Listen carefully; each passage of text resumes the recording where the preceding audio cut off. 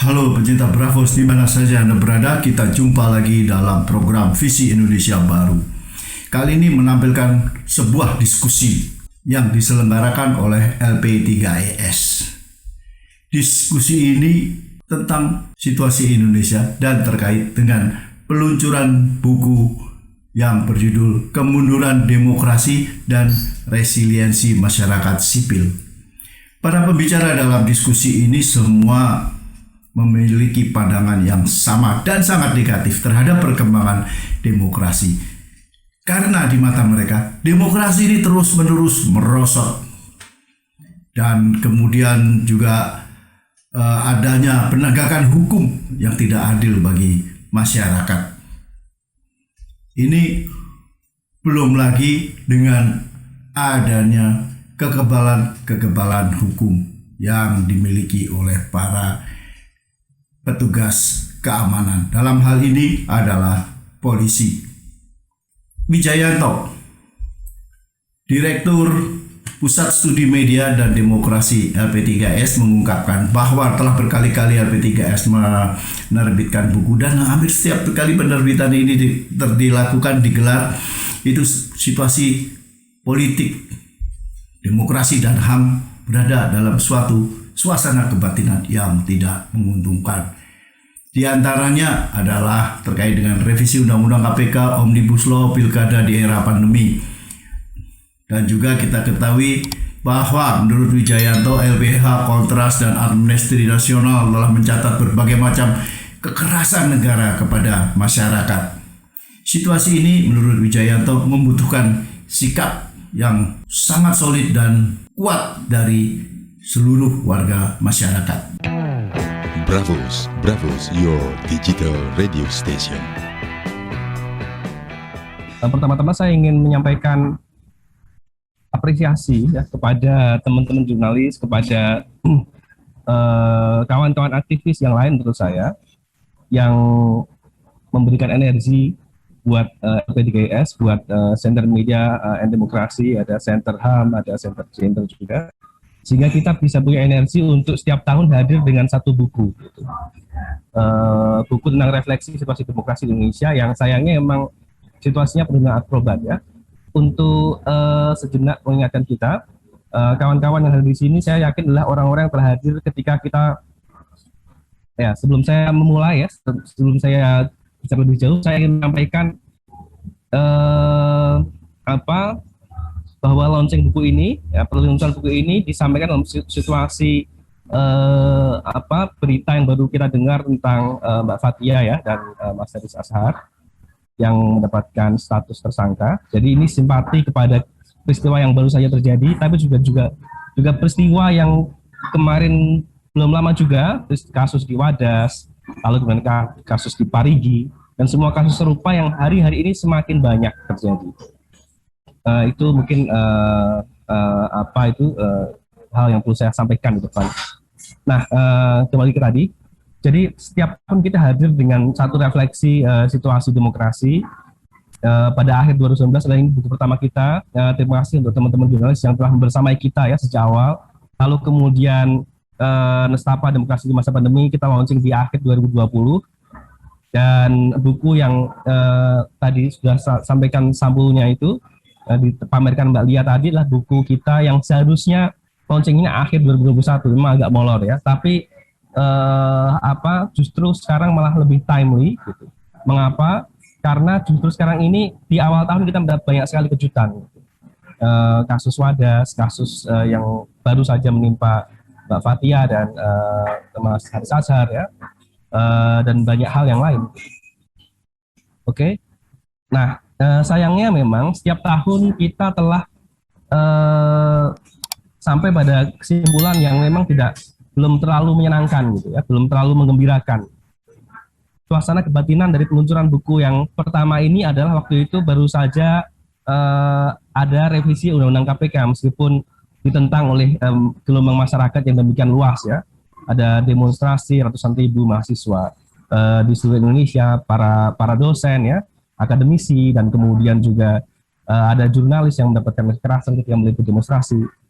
Lalu Nestapa Demokrasi di Masa Pandemi ini juga suasana kebatinannya waktu itu kita menyaksikan serangkaian peristiwa ya untuk mengingatkan kita bersama, serangkaian peristiwa yang mencederai publik, yaitu pengesahan Omnibus Law, lalu kemudian pilkada di masa pandemi, lalu kemudian new normal ya, meskipun belum waktunya untuk new normal.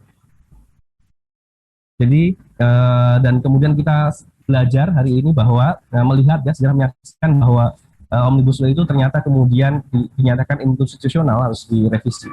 Oke. Nah, pada pertengahan 2021 kita memperluas refleksi kita mengajak berbagai ilmuwan dari dalam dan luar negeri, dan 136 ya scholars ya yang bergabung bersama kita, dan situasi demokrasi kita adalah demokrasi tanpa demos gitu. Jadi demokrasi yang mencederai amanat publik. Nah, apa saja itu indikator-indikatornya? Nah, hari ini ya, selain peristiwa tadi yang kita juga mendapatkan pencederaan ya, mendapatkan satu sebenarnya seperti berita yang shocking, tapi karena kita sering mendengarnya, jadi kita kemudian menjadi terbiasa. Nah, berita shocking itu adalah dalam bentuk wacana penundaan pemilu, yang sebelumnya sudah ada wacana presiden 3 periode, yang wacana itu sudah muncul bertahun-tahun dari 2019, 2020 hingga 2021 gitu. Ya, dalam studi tentang cyber truthing yang dilakukan LP3S bersama Universitas Amsterdam misalnya dan KIT Leiden, kita menemukan bahwa tidak ada wacana yang bisa awet kecuali dia ada cyber truth di baliknya, kecuali ada pasukan siber di belakangnya, kecuali ada memang pendanaan gitu. Ada pasukan siber artinya ada pendanaan politik di sana, ada politisi di sana. Pada kajian-kajian kita, gitu, 4 indikator yang menjadi ciri dari perilaku otoriter atau kematian demokrasi yang kita pakai adalah apa yang disampaikan oleh Stephen Levitsky dan Daniel Ziblatt ya. Pertama, penolakan atau komitmen lemah atas aturan main demokratis. Nah, ini konsisten kita saksikan bukti empiriknya pada pelaksanaan penundaan pemilu yang meskipun sudah dikritik berbagai pihak gitu, sepertinya masih ada saja itu. Kemarin klaim terbaru ada 110 juta gitu ya buzzer warga net yang mendukung gitu, ini penundaan pemilu. Dan kemudian kita masih mendengar juga bahwa nanti akan ada cara lainnya. Nanti Mas Herlambang bisa menyampaikan lebih jauh ya bagaimana katanya akan ditempuh dengan bisa tanpa perubahan konstitusi, katanya seperti itu. Lalu menyangkal legitimasi lawan politik atau melemahkan lawan-lawan politik itu juga kita lihat secara konsisten. Misalnya yang terbaru, yang terakhir itu adalah pelemahan Partai Demokrat misalnya melalui KLB yang sayangnya itu kemudian gagal. Toleransi atau anjuran terhadap kekerasan. Lalu ini juga kita catat di buku kita, ada ratusan kekerasan negara kepada masyarakat ya, sebagai dicatat oleh berbagai lembaga juga, LBH, lalu kemudian Kontras, ya, Amnesty Internasional. Dan di buku kita sampaikan. Lalu kemudian kesediaan membatasi kebebasan sipil lawan, termasuk media.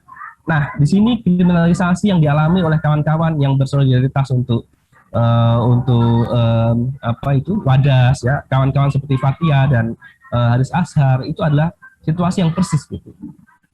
Nah, saya pikir teman-teman yang familiar ya dengan kajian-kajian LP3S, kita telah menyampaikannya di berbagai forum ya. Nanti di presentasi kita dan di buku kita akan bisa dibaca lebih detail gitu. Yang jelas yang ingin saya sampaikan adalah bahwa situasi hari ini memang situasi yang membutuhkan penyikapan kita bersama dan perlu solidaritas masyarakat sipil yang lebih kuat ya, lintas background, meskipun misalnya kawan-kawan di LP3S ini kajiannya taruhlah fokusnya pada misalnya untuk center saya media dan demokrasi, tapi kita juga bersimpati kepada kawan-kawan yang fokus pada isu lingkungan, fokus pada isu gender, fokus pada kebebasan akademik misalnya. Dan sinergi seperti ini perlu lebih dikuatkan. Nah, itulah mengapa di judul buku kita memberikan judul resiliensi masyarakat sipil. Meskipun beberapa kawan bertanya, kayaknya resiliensi itu terlalu mewah gitu untuk diberikan kepada masyarakat sipil kita hari ini. Karena mungkin yang ada hanya ketahanan misalnya. Jadi ketika saya tulisnya buku ini, posting ini sosialisasi tentang tulisnya buku ini, Markus Misner misalnya menyampaikan bahwa kayaknya kita resiliensi itu terlalu bagus gitu. Hari ini belum sampai resiliensi. Kalau perlawanan mungkin ada gitu. Tapi saya ingin menyampaikan ini adalah catatan Economic Intelligence Unit ya, yang sempat dibangga-banggakan kemarin bahwa demokrasi Indonesia itu mengalami peningkatan gitu skornya gitu.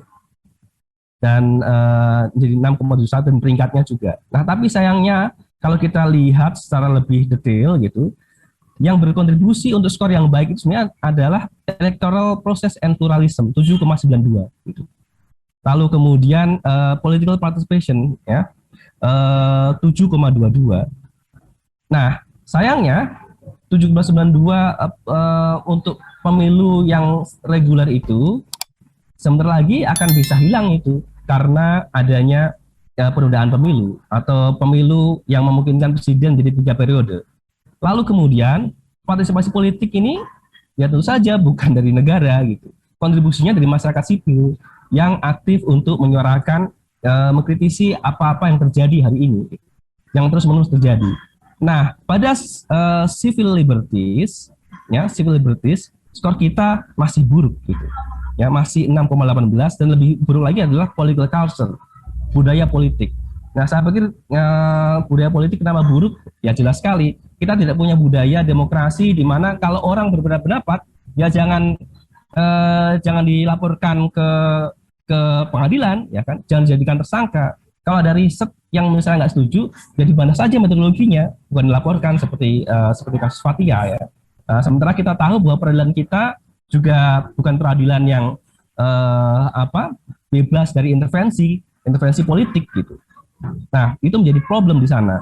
Kenapa budaya politik kita skornya buruk? Ya tentu saja sudah saatnya 2 periode sudah selesai, masih ada wacana 3 periode, masih ada wacana penundaan pemilu. Jadi budaya politik kita kenapa buruk? Ya karena ada politik dinasti yang masih terus-menerus berlangsung. Jadi hal-hal seperti itu yang justru dicontohkan oleh elit politik sendiri. Nah, menurut saya yang paling berperan bagi demokrasi di Indonesia yang oleh Economic Intelligence Unit dinyatakan sebagai demokrasi cacat atau catatan buruk LP3S ya, yang masih ada catatan di mana-mana, yaitu tentu saja adalah negara itu sendiri justru sayangnya gitu. Jadi disinilah menurut saya karena negara tidak bisa diharapkan, pemerintah tidak bisa diharapkan, maka masyarakat sipil perlu sering-sering melakukan refleksi, perlu sering-sering berkumpul dan melakukan diskusi dan mudah-mudahan melalui diskusi pada sore hari ini kita bisa menggagas satu upaya yang lebih